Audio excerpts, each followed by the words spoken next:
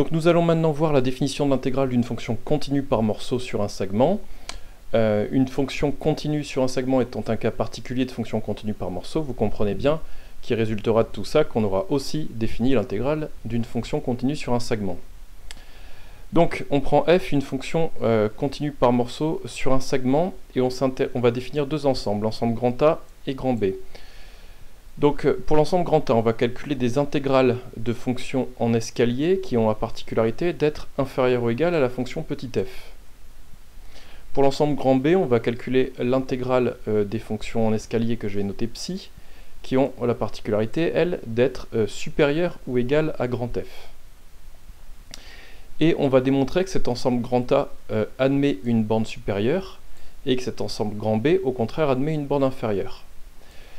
On va de plus démontrer que sup de A et inf de B sont égaux, et c'est ce nombre qui sera appelé l'intégrale de f et qui sera noté donc avec l'une ou l'autre de ces notations, donc en utilisant les mêmes notations que pour des fonctions en escalier. Donc je réexpliquerai l'idée de cette définition. Avant, démontrons l'existence de sup de A et de inf de B, puis on admettra que ces deux constantes sont égales. Donc commençons par A. Donc A étant une partie de R, pour montrer l'existence de sup de A, il suffit de démontrer que A est non vide et que A est majoré. Alors la fonction petit f qu'on a choisie, elle est continue par morceau sur un segment, et on a déjà vu que dans ce cas-là, la fonction est automatiquement bornée. Donc j'ai noté petit m un minorant et grand M un majorant de cette fonction. La fonction constante égale à petit m. Évidemment, une fonction constante, c'est bien une fonction en escalier. De plus, petit m vérifie est inférieur ou égal à f. Donc l'intégrale de cette fonction constante égale à m appartient à grand A.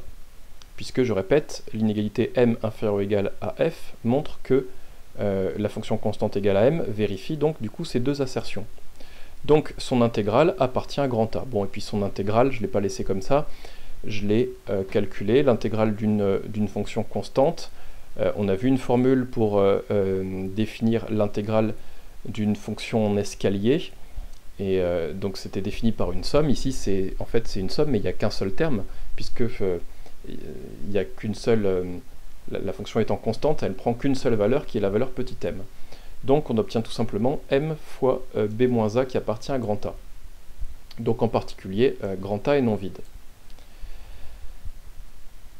Maintenant, je vais démontrer que grand A est majoré. Donc je vais calculer l'intégrale de phi pour n'importe quelle fonction phi en escalier qui est plus petite que f. Donc je prends phi, une fonction en escalier, qui est plus petite que f. Je vous rappelle qu'on avait dit que f était majoré par grand M, donc automatiquement, la fonction phi est également majorée par grand M. Mais on a démontré la croissance de l'intégrale dans le cas des fonctions en escalier. Phi, c'est une fonction en escalier, la fonction constante égale à grand M est également une fonction en escalier. Donc de cette inégalité, on en tire que l'intégrale de phi est inférieure ou égale à l'intégrale de grand M. L'intégrale de grand M, encore une fois, je l'ai calculée, mais donc on obtient en tout cas que l'intégrale de phi est inférieure ou égale à grand M fois b-a.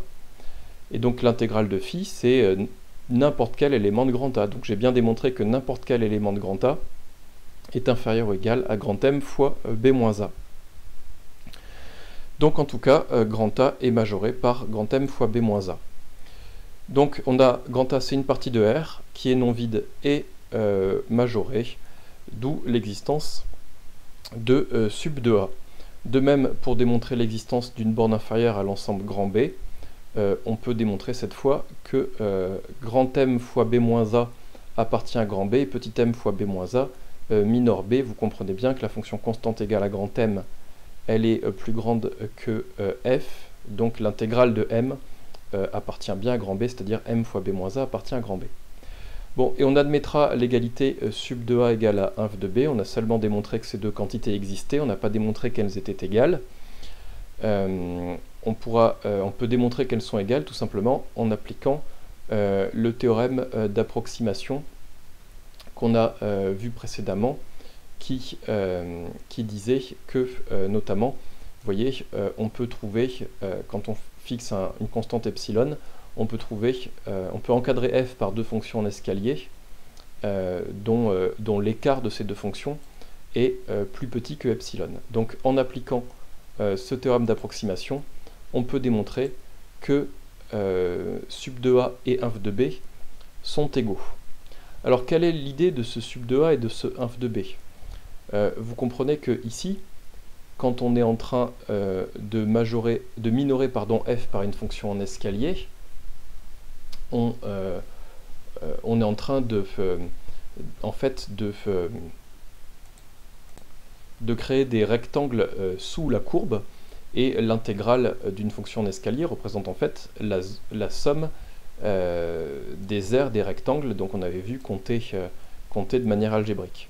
Donc on pourra retenir par définition de l'intégrale que c'est la borne sup de la somme de tous des aires de tous les rectangles d'en dessous, et que c'est aussi la borne inf de la somme des aires de tous les rectangles d'au-dessus. Donc vous comprenez bien que si on prend les rectangles d'en dessous, forcément on aura une constante qui sera plus petite que ce qu'on cherche, donc c'est pour ça qu'on en prend la borne supérieure, alors que quand on regarde les aires des rectangles d'au-dessus, on aura une valeur plus grande, et c'est pour ça qu'on en prend la borne inférieure. Cette définition de l'intégrale prolonge bien aux fonctions continues par morceau la définition déjà donnée pour les fonctions en escalier. Ça, c'est important de faire ce genre de remarque, puisque si vous prenez une fonction en escalier, c'est aussi une fonction continue par morceau, donc si je m'amuse à en calculer l'intégrale, il ne faudrait pas que j'ai deux définitions possibles selon si je la considère comme une fonction en escalier et une fonction continue par morceau. Non, si on prend une fonction en escalier et qu'on prend en fait cette définition de l'intégrale, de toute façon, si f est une fonction en escalier, l'intégrale de f sera elle-même un élément de grand A, donc en fait la borne supérieure de grand A sera justement le maximum de grand A. On termine cette partie sur des notations. Donc les notations ce sont celles qu'on a déjà vues. Cette intégrale sera notée l'intégrale de A à B de f, mais par contre si A est strictement plus petit que B, on pourra définir l'intégrale de B à A de f. Tout simplement, ça désignera l'opposé de l'intégrale de A à B de f. Et par convention, on pourra aussi écrire une intégrale où les deux bornes sont identiques, mais dans ce cas-là, par convention, cette intégrale vaudra 0. Donc voilà, on a défini en tout cas l'intégrale d'une fonction continue par morceau.